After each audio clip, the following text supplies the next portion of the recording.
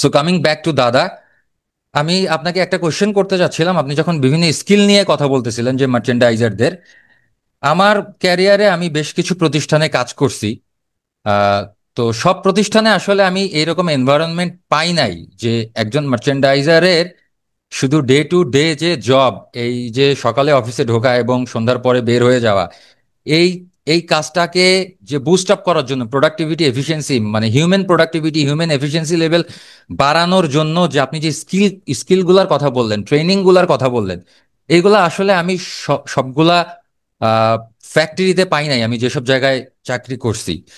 So এই ব্যাপারটা নিয়ে যদি দাদা আমাদের ইন্ডাস্ট্রি লিডার যারা আছে তাদের জন্য যদি আপনি কোনো কথা বলতে চান, যে আমাদের যারা ম্যানেজেরিয়াল পোস্টে আমরা আছি তারা আমাদের জায়গা থেকে কোন ধরনের স্টেপ নিতে পারি আমাদের টিমমেট যারা আছে পুরা টিমটাকে একটা প্রোডাক্টিভ টিম হিসেবে কাজ করানোর জন্য। আমরা তো সবসময় মেশিন নিয়ে চিন্তা করি যে কোন একটা অটো মেশিন নিয়ে আসা যায়, তারপর কোন মেশিন আনলে আমাদের কি বলে যে সুইং ডাইং এইগুলার এফিসিয়েন্সি ভালো হবে, ক্যাপাসিটি ভালো হবে। কিন্তু আমরা কিন্তু আমি দেখছি যে এই ধরনের চিন্তা কখনোই করি না যে মানুষের পোটেনশিয়ালিটি কিভাবে বাড়ানো যায়।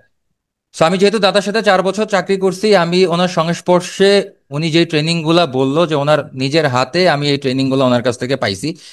এবং আমি এটা বলতে চাই যে এই ট্রেনিং গুলা করার মাধ্যমে যে মানুষের পোটেনশিয়ালিটি কি পরিমাণ বুস্ট আপ হয়, এটা আমি যেহেতু ট্রেনিং করছি আমি সেটা বলতে পারতেছি। সো আমি দাদাকে বলবো যে দাদা, যারা আমাদের ইন্ডাস্ট্রিতে এরকম ম্যানেজেরিয়াল পোস্টে বা তারও ওপরে আছে তাদের আসলে কন্ট্রিবিউশনটা কিরকম রাখা উচিত, তারা তাদের জায়গা থেকে কি করা উচিত তাদের এই পুরো টিমটাকে নিয়ে কাজ করার জন্য।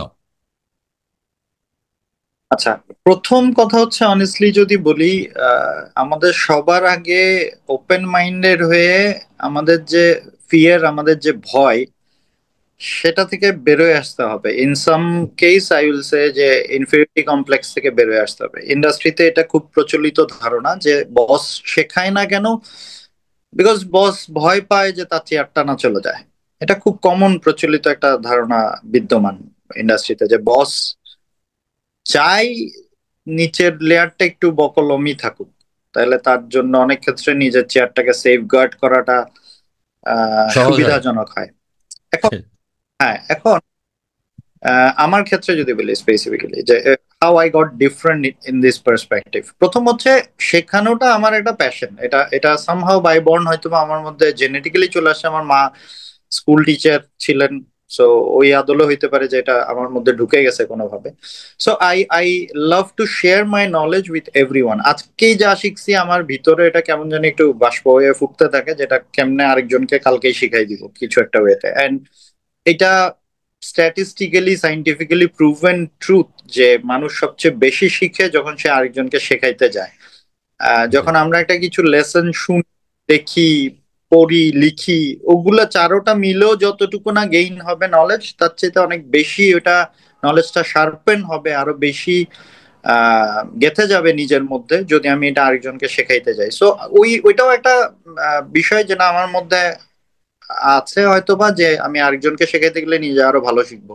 সেই থট থেকে অনেক বেশি শেখানোর চেষ্টা করি আমি। সো আমি তারপরও ক্যারিয়ারের জায়গায় এই ব্যাপারটা, ইন্ডাস্ট্রি যেই কথার কথা বেশিরভাগ লোকজন আগে থেকে যে পথে হাঁটতো, আমি তার চেয়ে ডিফারেন্ট পথে হাঁটলাম কিভাবে, যে শেখানোর ক্ষেত্রে।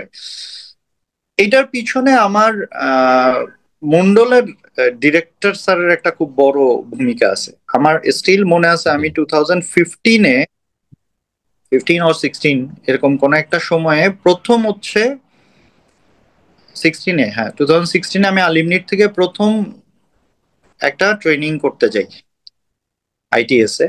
আমি আইটিএস এর একজন ট্রেনারের কথা বলি, ওনার নাম নাইজুর sir, নাইজুর Rahman.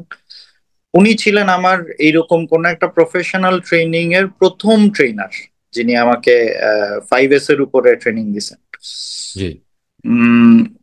Sorry, my mistake, that was on time management in 2016। উনি যদিও এখন আর আইটিএস এ নাই, উনি নিজে এখন একটা কনসালটেন্সি ফার্ম পরিচালনা করেন। উনি নিজেই এখন প্রফেশনালি বিভিন্ন অর্গানাইজেশনে ট্রেনিং দেন। তো ওই ট্রেনিংটা করার পরে মানে আমি আমার টাইমকে কতটা বাজেভাবে ইউজ করি, I I felt that day tremendously. Then back to back আমি 2 মাসের মাথায় আবার আমার 3-4 জন টিম মেম্বার নিয়ে এগেইন কোম্পানি ফিনান্সে আমি 5S এর উপরে ওনার আন্ডারে আরেকটা ট্রেনিং করি। So this two things change my view. Second ট্রেনিংটাতে আমার সাথে আমার ইমিডিয়েট যিনি বস ছিলেন উনিও ওখানে ওখানে যান, এবং উনার উনার আইডিয়াও চেঞ্জ হয়, এবং উনি তখন বুঝতে পারেন যে এই ব্যাপারটাকে যদি আমরা ইন্ডাস্ট্রিতে নিয়ে আসতে পারি, সবাইকে, বড় একটা জনসংখ্যাকে যদি ট্রেন আপ করাইতে পারি, তাহলে কতটা ম্যাসিভ চেঞ্জ হবে। মানে আমরা আজকে 3 ঘন্টা সেশন করে নিজেদের মধ্যে যে চেঞ্জটা ফিল করতেছি, যে কালকে থেকে আমরা কোথায় কোথায় কোথায় কোথায় ঠিক হইতে পারবো, হুম। আমরা যদি পুরা ফ্যাক্টরিতে এটা সবাইকে শিখাই ফেলতে পারি, তাহলে ফ্যাক্টরির জন্য কতটা বড় ব্যাপার হবে। So then we designed a very 2 years big programme.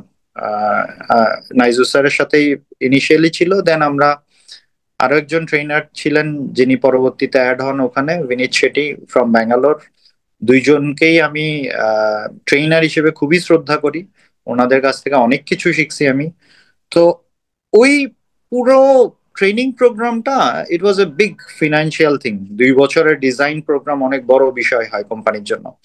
তো ওখানে 40 জনের একটা ক্রস ফাংশনাল টিম বানানো ছিল বিভিন্ন ডিপার্টমেন্ট থেকে, ডাইং, নিটিং, গার্মেন্টিং এর বিভিন্ন সেগমেন্ট, মার্চেন্ডাইজিং, সবাইকে মিলে কোয়ালিটি, প্রোডাকশন, সবাই ছিল ওখানে, ক্রস ফাংশনাল টিম 40 জনের। তো প্রথম দিন আমি ট্রেনিং সেশনটাতে ঢুকে বসেই, এন্ড রিমেম্বার যে এর আগে আমি অনেকটুকু কিছুটা কিছু বিষয়ে ট্রেন হয়ে আসছি, যেটা অন্য অনেকের জন্য হয়তো বা ডে 1, আমার জন্য হয়তো বা এটা লেটস সে ডে 20 এরকম টাইপ। জি। সো আমি ঢুকেই দেখলাম যে এমন এমন এমন এমন কিছু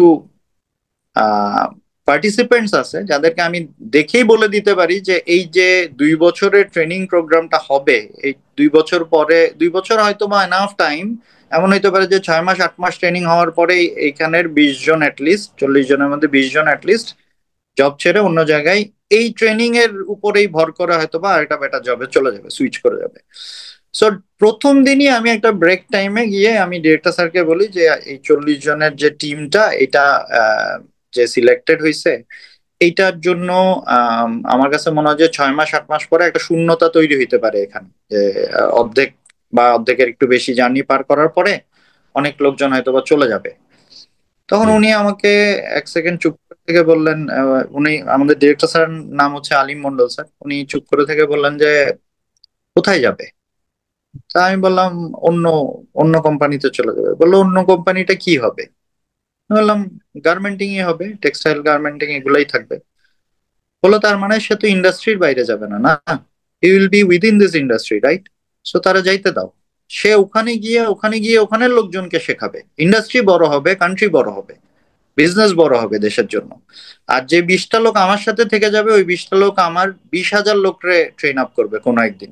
তোমাদের মতো যারা ট্রেনিং নিচ্ছে তোমরাই একসময় এই 20,000 লোকরে ট্রেন আপ করতে পারবে। সো ওইভাবে চিন্তা করার দরকার নাই। আর রিজিকের মালিক আল্লাহ পাক, ওইটা আমার ক্ষমতা নাই কাউকে ধরে রাখার, যার যেখানে যতদিন ওখানে থাকবে। আমি একটা উছিলা বা একটা নিমিত্ত হিসেবে তাদেরকে শেখার একটা সুযোগ তৈরি করে দিচ্ছি, শিখুক, শিখে আমার এখানে থাকুক বা অন্য জায়গায় যাক, ইন্ডাস্ট্রি বড় হোক। সো এটা অনেক বড় মনের একটা চিন্তা ভাবনা ছিল। And again like Sarwar bhai, this second thing that hit me very strongly, যে শেখানোর জন্য এটা ভাবারই দরকার নাই যে যাকে শেখাচ্ছি সে কতদিন থাকবে না থাকবে, কতদিন আমাকে আউটপুট দিবে না দিবে, অ্যাজ ওয়েল এজ এটাও ভাবার দরকার নেই তাকে শেখালে মনে হয় আমার চেয়ারটা হালকা হয়ে যেতে পারে, আমার চেয়ার দখল হয়ে যেতে পারে। মন্ডলে আমরা একটা কথা বলি এরকম যে আপনি আসলে ততক্ষণ পর্যন্ত আপনার চেয়ার ছেড়ে কোথাও যাইতেই পারবেন না যতক্ষণ না আপনি ওই চেয়ারের কোনো অল্টারনেটিভ দেখাইতে পারবেন। If someone is not ready to take over, যে আপনার চেয়ার দখল করতে পারবে, এটা যদি আপনি দেখাইতে না পারেন, আপনার ওই চেয়ার ছেড়ে আমরা আপনাকে উপরে যাইতেই দিব না। সো আমরা বরঞ্চ অলওয়েজ অ্যাটেম্পটই নিই যে আমার সাকসেসর কে হবে, কে আমার জায়গা দখল করতে পারবে, তাকে আমরা আমার চেয়ারটা ছেড়ে দিব, so I can lift up my self, আমি পরে চেয়ারে যাব তখন। সো সবার আগে এই ভয়টা ছাড়তে হবে যে আমার চেয়ারের না ক্ষতি হয়ে যায়। জি। সবাইকে রিকোয়েস্ট করবো যারা ওই ধরনের ইনফ্লুয়েন্সিয়াল পজিশন ক্যারি করেন, যারা কোম্পানিতে ইনফ্লুয়েন্স ক্রিয়েট করতে পারেন, ওনারশিপের সাথে ইনফ্লুয়েন্স ক্রিয়েট করতে পারেন, টিম মেম্বারদের সাথে ইনফ্লুয়েন্স ক্রিয়েট করতে পারেন, তাদের সবাইকে রিকোয়েস্ট করবো এটাই যে শেখাইতে থাকেন, যত বেশি সম্ভব শেখাইতে থাকেন। নিজেও গ্রো করবেন, আপনার সাথের লোকগুলোও গ্রো করবে, ইন্ডাস্ট্রি গ্রো করবে। অনেক কিছু এখনো এই ইন্ডাস্ট্রির নেওয়ার দেওয়ার পাওয়ার বাকি আছে। সো থ্যাংক ইউ দাদা, এটা it's an very inspiring story যেটা আপনি বললেন। যে আমার কাছে মনে হচ্ছে যে আমাদের দেশের গার্মেন্টস ফ্যাক্টরির যারা ওনার, যারা ডিরেক্টর লেভেলে আছেন, তারা যদি সবাই আসলে এই ওয়েতে চিন্তা করতেন, তাহলে আজকে থেকে আরো 10 বছর আগে আমাদের মনে হয় ইন্ডাস্ট্রির ডাইমেনশন চেঞ্জ হয়ে যাইতো। আমরা আসলে সবাই এভাবে চিন্তা করা স্টার্ট করতে পারি নাই এখন পর্যন্ত। বাট আমি যতটুকু বুঝি এখন, যে আমরা যদি স্কিল অ্যাড করতে না পারি, নিজেদের মধ্যে ভ্যালু অ্যাড করতে না পারি, তাহলে আসলে আমরা আমাদের সেই সেকালের ইউনিভার্সিটির পড়াশোনা নিয়ে ক্যারিয়ার বেশি দূর আগাইতে পারবো না। এটা সম্ভব না, কারণ সবকিছু এখন চেঞ্জ হচ্ছে। এখন মানুষ এআই ইউজ করা শুরু করতেছে। এআই ইউজ করে কিভাবে আপনি মার্চেন্ডাইজিং ক্যারিয়ার বুস্ট আপ করবেন, কিভাবে আপনার অন্যান্য কাজকর্মগুলো সহজে করবেন, সো ওই ব্যাপার স্যাপারগুলো জানার জন্য তো আমাদেরকে ডেফিনেটলি স্কিল বিল্ড আপ করতে হবে।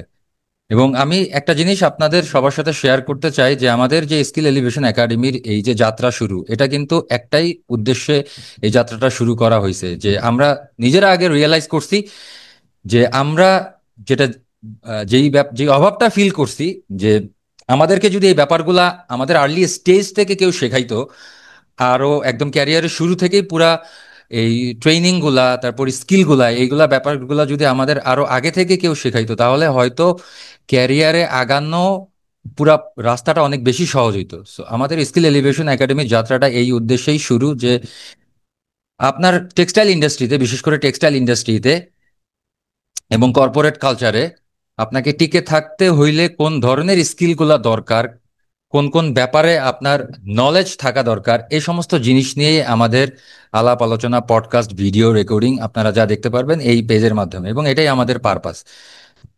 এক কথায় বলতে চাই যে আমরা নলেজ শেয়ারিং প্ল্যাটফর্ম। আমরা যতটুকু জানি এতটুকু শেয়ার করতে চাই আপনাদের সাথে। সো সবার কাছে রিকোয়েস্ট থাকবে যে আমাদের এই লাইভ সেশনটা, এই ভিডিওটা আপনারা শেয়ার করে দেন, আমাদের পেজটাকে শেয়ার করে দেন, যেন সব ক্ষেত্রে লোকজন জানতে পারে যে আমরা এরকম একটা উদ্দেশ্য সামনে নিয়ে এগিয়ে যাচ্ছি, সবাইকে যেন আমরা সার্ভ করতে পারি। সো এই এতটুকু রিকোয়েস্ট থাকবে আপনাদের সবার কাছে।